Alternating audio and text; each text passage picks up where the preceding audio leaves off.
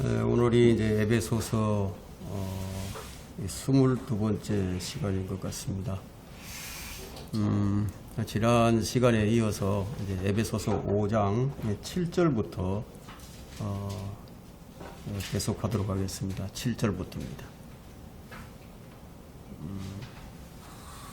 7절부터 제가 읽겠습니다. 그러므로 너희는 그들에게 동참하는 자들이 되지 말라. 너희가 한때는 어둠이었으나 이제는 주 안에서 빛이니 빛의 자녀들로서 행하라. 이는 성령의 열매는 모든 선과 의와 진리 안에 있습니다. 무엇이 주를 기쁘시게 할 것인지 입증하라. 열매 없는 어둠의 일들에 관여하지 말고 오히려 그것들을 책망하라. 이는 그들이 비밀리에 행한 그것들에 대하여는 말하기조차 부끄럽기 때문이라. 그러나 책망받는 모든 것이 빛에 의하여 드러나니 무엇이든지 드러나게 하는 것은 빛이니라. 바울은 이 그리스도인들이 어떻게 세상을 살아가는 것이 가장 잘 사는 것인지 그것에 대해서 계속적으로 지금 설명을 하고 있습니다. 이 사람들은 다 잘 살고 싶죠. 모두가 다 편안하게 다 잘 살고 싶습니다. 우리 역시 마찬가지로 잘 살다가 우리가 이 세상을 이제 떠나고 싶습니다. 그러나 이제 무엇을 어떻게 해야 잘 사느냐에 대한 혼란스러움이 있죠. 어떻게 사는 게 잘 사는 것인가? 과연 이 세상 사람들이 이제 말하는 대로 살아가는 게 잘 사는 것일까요? 이 사람마다 잘 사는 데 대한 기준이 다르고 또 잘 사는 데 대한 그런 각자의 생각과 주장이 다른데 이 사람들의 말에 귀를 기울여서는 잘 사는 게 참 어렵지 않겠어요? 그러나 우리는 이제 흔들리지 않는 이 불변의 원칙과 기준 위에서 살아가는 사람들입니다. 하나님께서 우리를 창조하셨어요. 우리를 선한 일을 이제 위해서 창조하셨죠. 그래서 우리를 선한 길로 인도하시고 또 궁극적으로 우리를 하나님의 자녀답게 살아가도록 하시기 때문에 그분이 요구하시는 대로 우리가 살기로 작정한 사람들입니다. 예수님께서 오신 목적이 뭐예요? 우리가 진리 안에서 살도록 하시는 것이죠. 이 선한 열매를 많이 맺는 것. 뭐 그렇게 사는 것이야말로 잘 사는 것이라고 우리를 부르신 거예요. 따라서 우리가 이제 그분의 부르심에 응하면은 이 세상의 기준에 서로 또 부딪히고 뭐 상반되는 그런 일들이 이제 많이 일어나겠지만 또 비록 그렇다고 하더라도 주님께서 원하시는 그 영원불변에 잘 사는 길로 우리를 이끌어 가시리라는 그런 이제 그 믿음이 있기에 우리가 그 믿음으로 우리가 날마다 이제 말씀을 붙들고 살아가는 거예요. 사도 바울은 이제 에베소 교회를 향해서 오늘 이 시대도 마찬가지겠지만 어떻게 하면 우리가 이 교회가 또 세상과 구별된 길을 이제 가면서 세상 사람들이 생각할 수 없는 또 그보다도 비교할 수 없이 잘 사는 길을 어떻게 걷게 할 것인가 이제 그런 목적으로 이제 이 편지가 이제 쓰여졌습니다. 뭐 우리의 구원을 위한 것이라면 이렇게 장황하게 설명할 필요도 없고 이 책이 이렇게 두꺼울 필요도 없습니다. 필요가 없죠. 구원받은 이후에 우리가 어떤 삶을 살아야 하는가 그걸 우리에게 지금 말씀해 주고 있습니다. 그리스도인으로서 이제 합당한 삶을 살지 못하는 이 그리스도인들에게 강한 그 책망의 말씀과 더불어서 또 권면의 말씀이 되기도 하고 또 위로의 말씀을 동시에 이제 주고 있습니다. 우리가 방금 이 7절부터 읽었는데 6절에 보시면은 아무도 너희를 헛된 말들로 속이지 못하게 하라. 이런 일들 때문에 하나님의 진노가 불순종의 자녀들 위해 임하기 때문이라 하고 있죠. 하나님의 진노가 불순종의 자녀들 위해 임한다고. 하나님의 진노는 그 믿지 않는 자들 위에 임해 있는 것이지 믿는 자들에게는 이제 진노가 이제 임하지 않습니다. 우리는 이제 진노의 자녀가 아니에요. 여기서 말하는 이 진노라는 것은 이제 지옥으로 가는 것을 이제 얘기하는 것인데, 하지만 믿는 자들에게는 뭐가 다르죠? 믿는 자들이 잘못했을 경우에는 징계가 따르고 매질이 따른단 말이에요. 요한복음 3장 36절에서는 이것을 이제 분명하게 밝혀주고 있습니다. 아들을 믿는 자는 영생을 가졌다고 얘기합니다. 아들을 믿는 자는, 그 아들을 믿지 않는 자는 생명을 보지 못하고 하나님의 진노가 그 사람 위에 머물러 있느니라.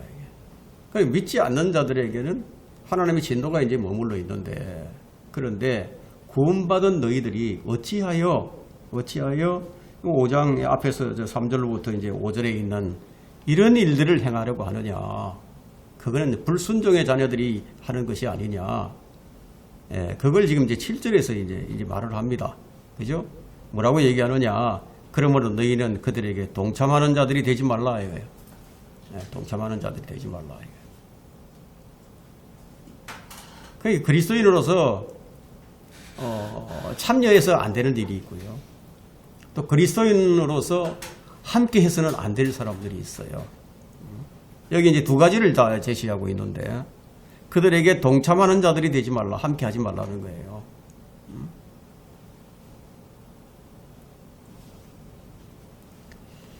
그리고 이제 11절에는 열매 없는 어둠의 일들에 관여하지 말라고 얘기하고 있죠. 우리가 함께 해서는 안 될 일들이 또 있는 거예요. 자, 이런 말은 어떤 말이냐면, 그런 짓을 하는 자들과는 교제를 피하라는 거예요. 교제를 피하라. 그러니까 하나님께서 그런 짓을 하는 자들을 못 본 채 하지 않으신다는 겁니다. 그런 짓을 하게 되면은 하나님과 그리스도의 왕국에서 상속받을 것이 없어져 버린다. 엄청난 손해를 보게 된다고 얘기를 하고 있죠. 그러니 그리스도인이라고 자처하는 자들 가운데 뭐 이런 헛된 말을 일삼고 또 탐욕을 부리고 또 농담이나 하는 그런 자들에게는 이 동참하는 자가 되지 말라고 충고를 하고 있는데, 그러니까 상속의 유업을 잃게 되니까 조심하라는 거예요. 뭐 그렇다고 해서 뭐 전혀 그런 자들과 상종도 하지 말라, 그런 뜻은 아니죠. 그러니까 여러분 고린도전서 5장 10절로 한번 가보겠습니다. 고린도전서 5장 10절. 10절부터 11절 한번 보겠습니다. 자, 10절을 읽습니다. 자, 이는 이 세상에 음행하는 자들이나 탐욕하는 자들이나 약탈하는 자들이나 우상숭배하는 자들과 전혀 함께 하지 말라는 것이 아니니, 그렇게 하려면 너희가 세상 밖으로 나가야 할 것이니라. 이건 이제 믿지 않는 세상 사람들하고의 관계를 지금 얘기하는 겁니다. 자, 우리는 세상 사람들하고 부딪히며 살아갑니다. 같이 직장도 다니고 같이 이제 사업도 하고 함께 학교도 다니고 그렇게 함께 살아갑니다. 그럼 우리가 이들과 함께 하지 않으려면은, 이들과 상종하지 않으려면 우리는 이 세상 밖으로 나갈 수밖에 없다는 거죠. 달리 방법이 없다는 거예요. 그러나 믿는 자들이라고 하는 자가 그런 경우는 어떻게 되느냐? 그건 그 다음 절에 얘기를 하고 11절에. 자, 그러나 이제 내가 너희에게 쓰는 것은 만일 형제라고 하는 어떤 자가 음행을 하는 자거나, 형제라고 하는 어떤 자라고 얘기하고 있죠. 음행을 하는 자거나 탐욕하는 자거나 우상숭배하는 자거나 욕설하는 자거나 술 취하는 자거나 약탈하는 자이거든 사귀지도 말고 그런 자와는 함께 먹지도 말라는 것이라. 먹지도 말아라, 먹지도 말아라 이거예요. 이런 자들이 이제 교회 안에서 함께 하지 말아야 할 사람이에요. 교회 안에도 이런 자들이 있다는 거예요. 자, 우리의 신앙의 성숙을 위해서는 누구와 교제하는 것이 좋은가? 그건 참 중요하죠. 근데 우리 신앙의 진전을 위해서라도 뭐 그런 자들과 함께 교제해서는 안 된다는 거예요. 뭐 그런 자들하고 만나봐야 거기서 무슨 유익을 얻을 수 있겠습니까? 헛된 일로 시간을 보내게 되죠. 아마 여러분들은 이전에 이제 구원받기 전에 함께 사귀던 사람들과는 아마 교제가 거의 다 끊어졌을 거예요. 왜냐하면 도무지 말이 통하지 않아요. 가치가 다르니까. 만나서 무슨 이야기를 하겠어요? 서로 영이 다른데. 거기서 영적인 이야기가 나오겠습니까? 뭐 그냥 말도 안 되는 얘기를 그냥 하고, 그 신앙이 좀 성숙해지게 되면은 이 세상 친구들이 뭐 자연적으로 다 멀어져 버리고 이 친구들이 바뀌게 된단 말이에요. 그 성숙해질수록 친구의 범위도 점점 바뀌어 갑니다. 그러면 누구와 함께 할 것인가? 이게 참 중요하죠. 여러분은 누구와 함께 하시겠습니까? 그럼 여러분이 자주 만나는 사람은 누구예요? 그게 내 신앙의 얼굴이 아닌가요? 여러분이 누구를 만나서 교제를 하고 또 내 신앙을 점검할 것인가? 이제 말씀의 교제를 하라는 거죠. 서로 대화를 해보고 교제를 해보면은 서로 이제 말씀으로 투영을 해보는 거예요.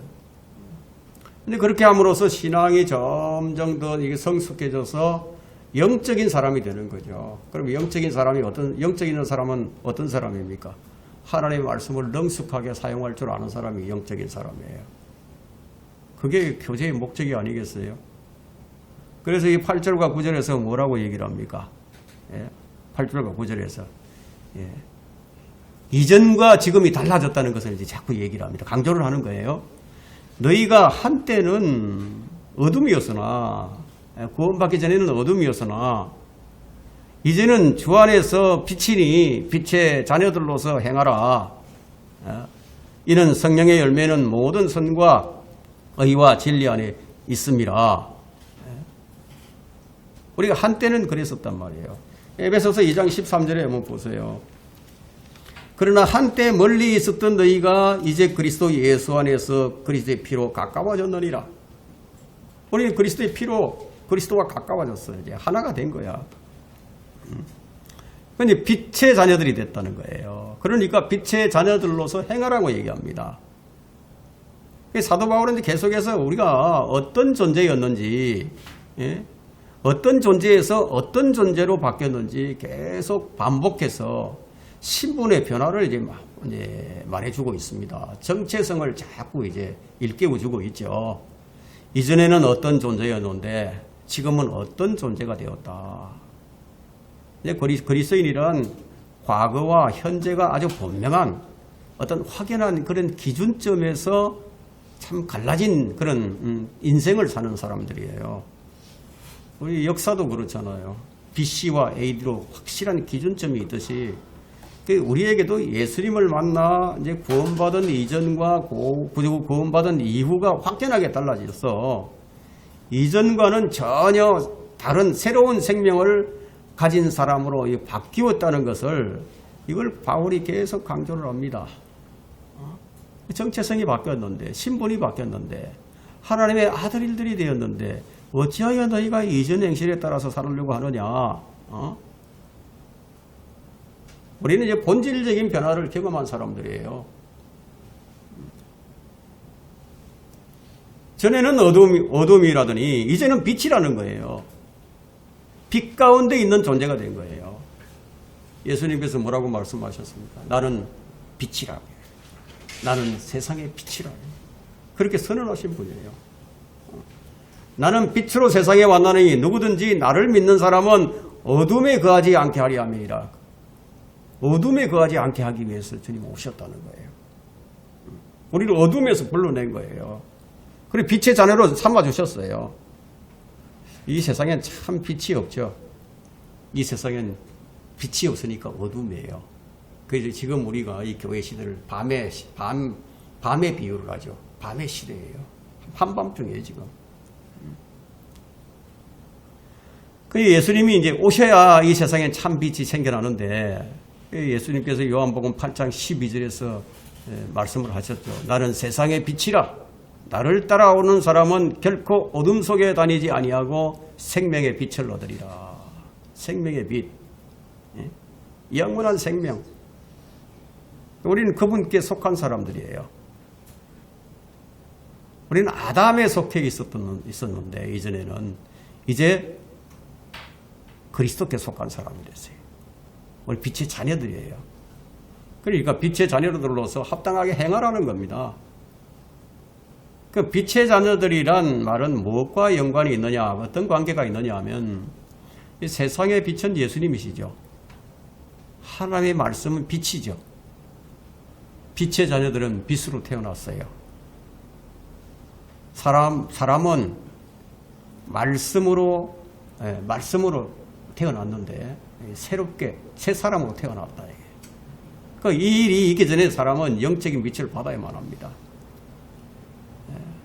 그럼 그렇게 태어난 사람은 그의 새로운 탄생 이후에 어떻게 해야 됩니까? 빛을 사랑해야 되죠. 빛을 사랑하는 사람은 참 빛인 예수 그리스도를 따라가는 사람인 거예요. 참 빛인 예수 그리스도 안에서 행하는 사람이다. 빛의 열매가 무엇이죠? 빛의 열매. 이제 9절에 보니까 성령의 열매라고 얘기를 합니다. 성령의 열매는 그 성령의 열매가 어디 안에 있다고 말하고 있죠? 모든 선과 의와 진리 안에 있다고 얘기를 하죠. 자, 우리는 단순하게 그리스도를 이제 본받는 자들이 아니에요. 토마스 아켄포스가 쓴 책이 있죠. 그리스도를 본받아라는 책이 있는데 우리는 그렇게 본받는 자들이 아닙니다. 이런 일은 본받아서 될 일이 아니에요. 반드시 다시 태어나야만 되는 일이에요. 본받는 것은 열매를 맺을 수 없어요. 본받는 것은. 빛의 자녀들이 참 빛이신 주님을 따르고 빛 안에서 행할 때 열매를 맺게 된다는 거예요. 뭐 이런 일들은 흉내낼 수 있는 일들이 아니에요. 뭐 요즘은 많은 사람들이 이제 교인들을 보면은 그 흉내를 워낙 많이 내다 보니까 성령의 열매 비슷비슷한 것도 그냥 주렁주렁 매달아 놓고 살죠.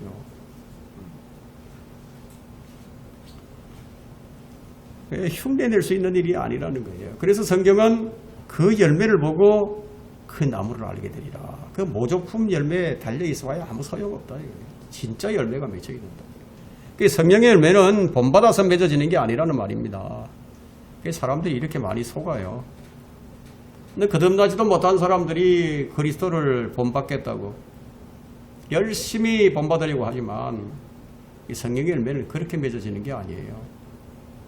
뭐 선한 것처럼 보일 수는 있죠. 또 의롭게 보일 수도 있어요. 진리를 추구하는 것처럼 보일 수도 있어요. 본받으려고 하니까 그렇게 보일 수 있어요. 열심히 새벽기도 다니고 열심히 각종 교회 모임에 참여하면 그렇게 보일 수도 있죠. 그러나 성령의 열매는 성령으로 태어나지 않는 사람은 맺지 못하는 열매가 성령의 열매입니다. 여러분 갈라디아서 5장 22절 한번 보세요. 이런 것들이 본받는다고 이게 뭐 맺어지겠습니까? 한번 보세요. 22절에 보면 22절과 23절에 보니까 그러나 성령의 열매는 사랑과 기쁨과 화평과 오래 참음과 친절과 선함과 믿음과 온유와 절제니 그러한 것을 반대할 법이 없느니라. 우리가 단순하게 그냥 뭐 이렇게 보이는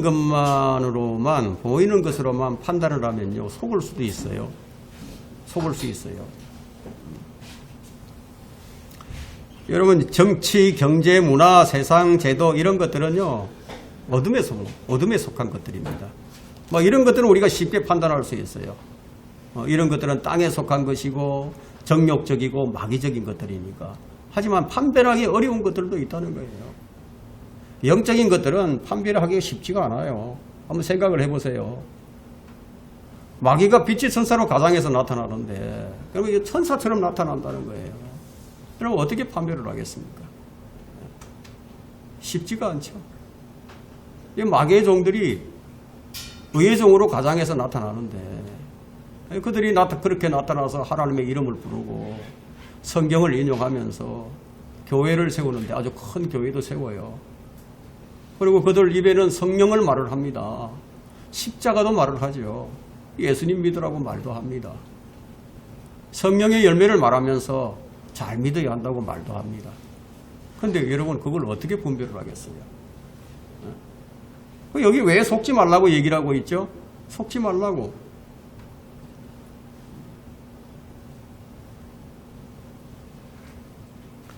쉽게 분별할 수 있으면은 왜 속지 말라고 얘기를 하겠습니까? 아무도 어떤 모양으로든지 너희를 속이지 못하게 하라. 모든 영을 다 믿지 말고 그 영들이 하나님께 속해 있는지 시험해보라. 속이는 자들이 너무너무 많아서 넘어가서는 안 되기 때문에 이런 말씀들을 계속해서 주시지 않았겠어요? 여러분 무엇으로 속이는지 아십니까? 종교연합으로 속여요. 초교파로 속입니다. 구원의 교리가 서로 다른데 구원받는 방법이 다른데 뭐 정치꾼들도 아닌데 여러분 어떻게 초교파를 할 수 있겠습니까? 뭐 검은색하고 빨간색을 놓고 자 우리 서로 같은 것으로 인정하자 뭐 그렇게 한다고 뭐 자기들끼리는 그게 같은 것으로 인정이 되겠지만 다른 사람들에게는 그게 안 되죠. 그게 그런다고 뭐 같은 색이 되겠어요? 서로 영이 다르고 색이 다른데 그런 자들끼리 우리 연합합시다. 그런다고 여러분 하나가 되겠습니까? 그게 속지 말라는 거예요. 여러분이 분명히 알아야 할 것은 여러분이 이단들도 하나님의 이름으로 하나님을 섬기면서 하나님의 사람들을 죽인다는 거예요.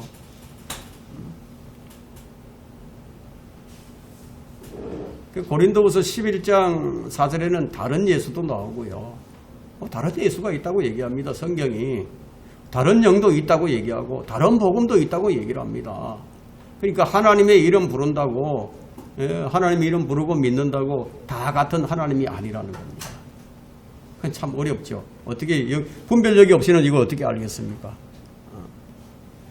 예수 그리스도를 믿는다고 다 같은 예수 그리스도가 아니죠. 여러분 몰몬교가 믿고 있는 예수 그리스도가 우리가 믿는 예수 그리스도가 같은 겁니까? 다르죠. 여호와 정인이 믿고 있는 예수 그리스도와 우리가 믿는 예수 그리스도가 같은 겁니까? 다르다는 거예요. 만일 여러분이 믿는 그 예수님이 성경에서 말하고 있는 예수 그리스도가 아니라면 여러분 어떨 것 같습니까? 그래서 속지 말라고 하는 거예요.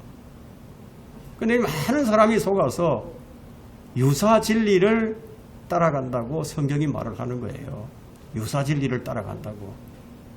많은 사람이 마귀의 교리를 따를 것이라고 그렇게 말을 하는 거예요. 자, 이제 우리는 빛의 자녀들입니다. 빛의 자녀들이라면은 어떻게 하라? 어떻게 하는 것이 잘 사는 것인가? 10절에 보니까 무엇이 주를 기쁘시게 할 것인지 입증을 하라는 거예요. 입증을. 어떻게 해야 주님이 기뻐하시는 것인지 입증하라는 겁니다. 이건 뭘 의미하는 겁니까? 실천적인 믿음을 의미하는 거죠. 오늘날 교회들이 사귀지 말아야 할 카톨릭과 사귐을 갖고 있어요. 그들과 교제를 하면서 친구하고 갑니다. 같이 갑니다. 야, 이런 자들을 우리가 뭐라고 얘기하느냐? 배교자들이다. 이렇게 얘기를 하는 거예요. 주님께서는 이런 배교자들과 또 그들의 친구인 이 로마 카톨릭이 이 말씀에 걸려서 넘어지게 만들어 버리시는 거예요. 말씀에 걸려서.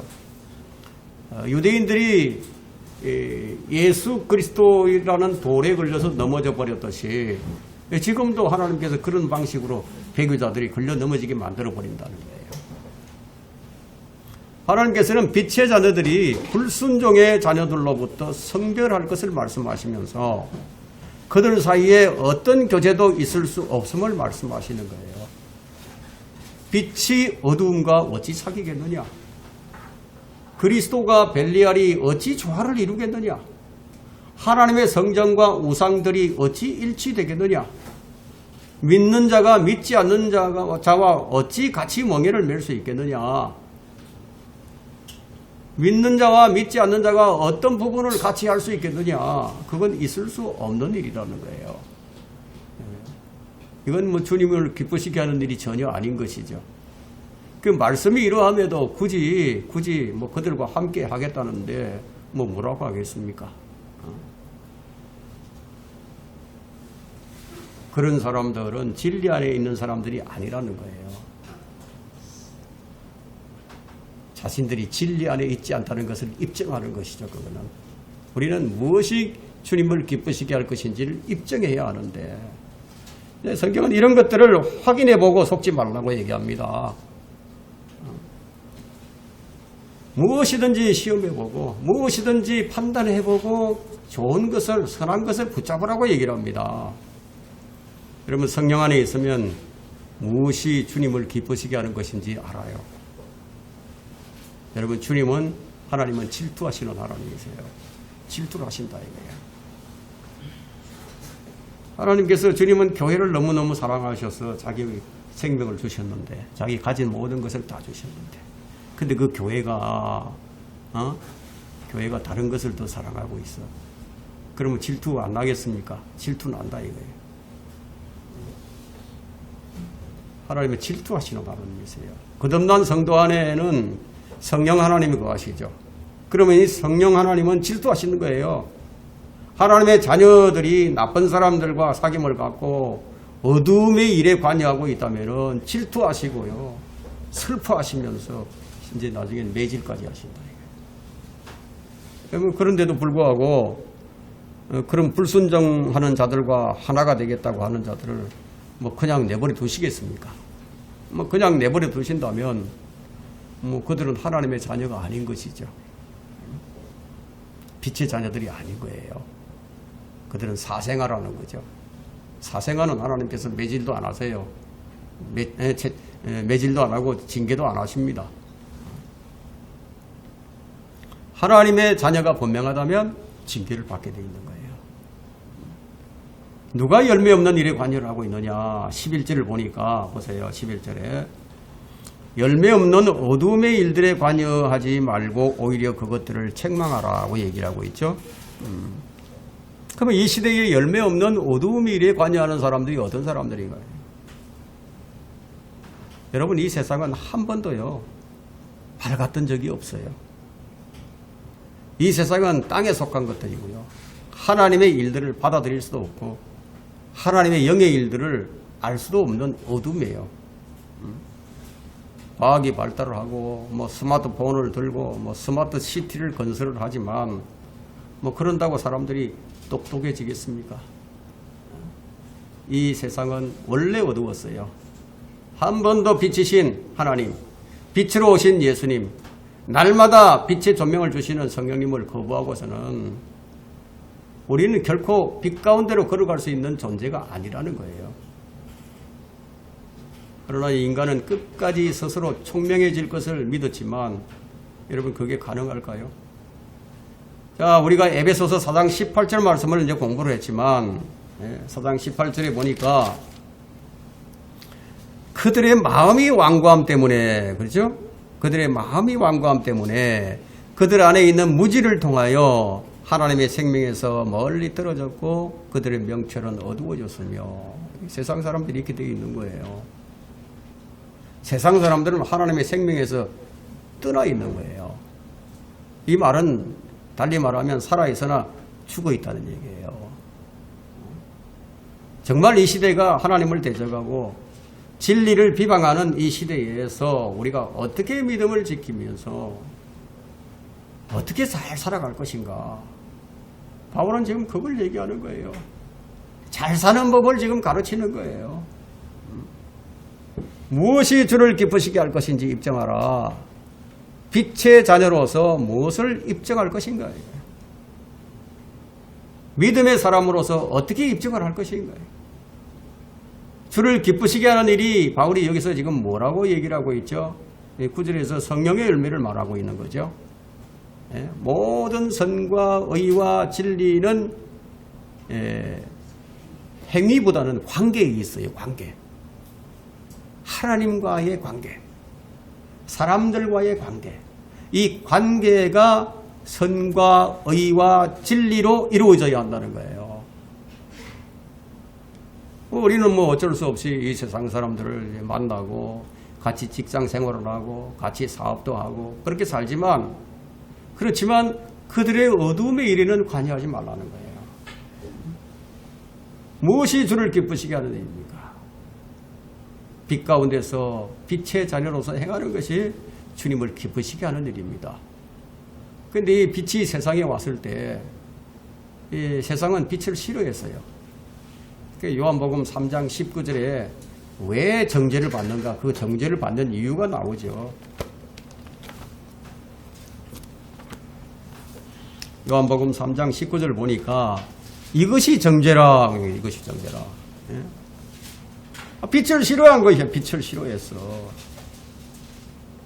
예수님을 싫어해버렸어요. 이것이 정죄라. 빛이 세상에 왔으나 사람들이 빛보다는 어둠을 더 사랑하니 이는 그들의 행위가 악하기 때문이라. 그러니까 이 세상에서 빛의 자녀들이 환영을 받을 수 있겠습니까? 환영을 못 받아요. 빛의 자녀로서 여러분들이 이 세상을 살아가게 되면요, 세상의 미움을 받게 되고 불이익을 당하게 돼 있는 거예요. 지금 우리는 이 지금 정죄받은 세상에서 살고 있습니다.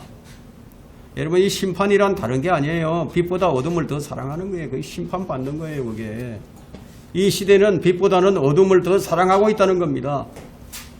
얼마나 많은 사람이 어두운 일에 빠져드는지 몰라요. 얼마나 많은 사람들이 빛 가운데 나오기를 주저하고 있는지 몰라요. 우리의 불행의 원인이 무엇입니까?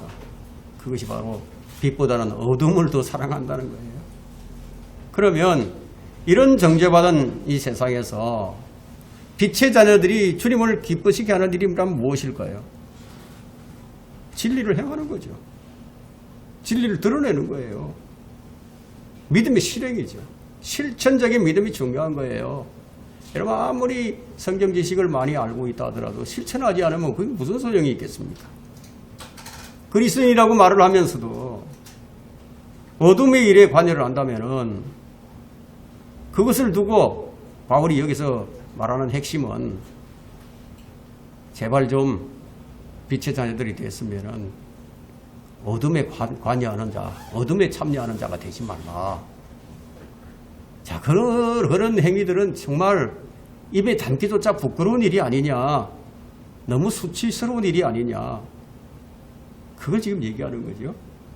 실제로 오늘날 그리스도인들이 어떻게 살아갑니까, 지금? 그런데 그 부끄러운 일을 하면서 살아간다는 거예요. 수치스러운 일을 하면서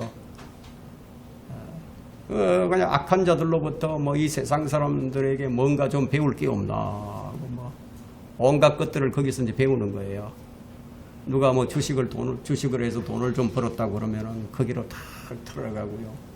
누가 또 비트코인에서 돈을 벌었다 그러면 그게 마음이 동해가지고 또 거기를 따라가고. 그리스도인들 중에 그런 사람은 없는 줄 아세요? 많아요, 그런 사람들이요. 한탕주의자들. 예? 누가 부동산 투기를 해서 그냥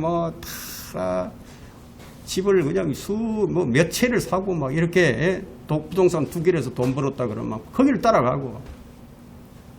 여러분, 빛의 자녀들이 죄인들의 길에 서지 않는 것이 아니라 거기 끼질 못해가지고 아니면 난리가 났어요. 난리가 났어. 기회만 되면 나도 좀 돈 벌게 해달라고. 주님께서 우리 그리스도인들이 쉽게 잘 사는 방법을 제시해 주셨어요. 그게 뭔지 아세요? 시편 1편 1절이 있어요. 복 있는 사람은 악인들의 관계를 따르지 아니하며 죄인들의 길에 서지 아니하며 조롱하는 자리에 앉지 아니하는도다. 앉지도 않는다. 관여하지 않는다. 참여하지 않는다는 거예요. 그의 즐거움이 주의 법에 있으니 그가 주의 법을 주야로 묵상하는 자로다. 이렇게 살면 잘 사는 거예요. 최고로 잘 사는 거예요. 근데 이렇게 사는 게 아니라 악인들의 관계를 따라가고 앞장서서 그냥 죄인들의 길에 서는데, 근데 그 교회가 그래서 세상의 빛을 비추겠습니까? 여러분, 교회와 세상이 구별이 되겠습니까? 그렇게 해서 세상 사람들이 그리스도인들을 그리스도인으로 인식을 하겠습니까? 안 하는 거죠. 그 12절 보세요. 뭐라고 바울이 얘기합니까? 이는 그들이 비밀리에 행한 그런 것들에 대하여는 말하기조차 부끄럽기 때문이라. 말하기조차도 부끄러운 일이에요. 이게 정말